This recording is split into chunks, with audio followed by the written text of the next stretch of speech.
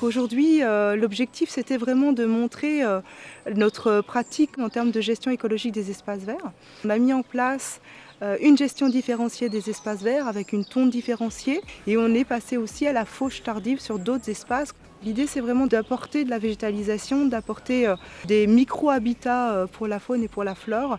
Et donc, on a développé le fleurissement de pieds de mur. Nous avons complété avec du fleurissement sur l'enceinte du cimetière. Ça a apporté la biodiversité dans le cimetière. C'est quelque chose qui est très positif pour nous aussi de voir comment on peut concilier un espace qui est fort de sens et en même temps avec le respect des lieux et le respect de la nature. L'entreprise japonaise Canon, donc il y a un site de 4,5 hectares qui était géré de façon tout à fait classique.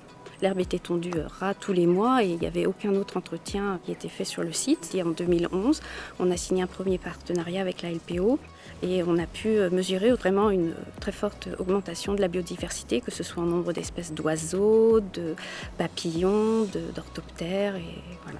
C'est toujours inspirant d'aller voir ce qui se fait en fait sur les communes de taille un peu similaire. J'ai été très intéressé aussi par le label Éco-Jardin parce que c'est une démarche quelque part qui est plus large en fait qu'une simple gestion différenciée dans laquelle on est. On a envie de travailler en s'appuyant sur un réseau et c'est ce que nous offre l'opportunité de telles rencontres.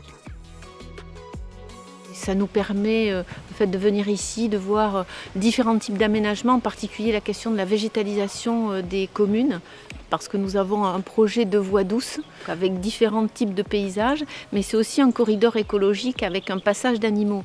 Et ça, on tient vraiment à le souligner et éventuellement à l'augmenter et à le faire se développer, peut-être en le rendant un peu plus sauvage.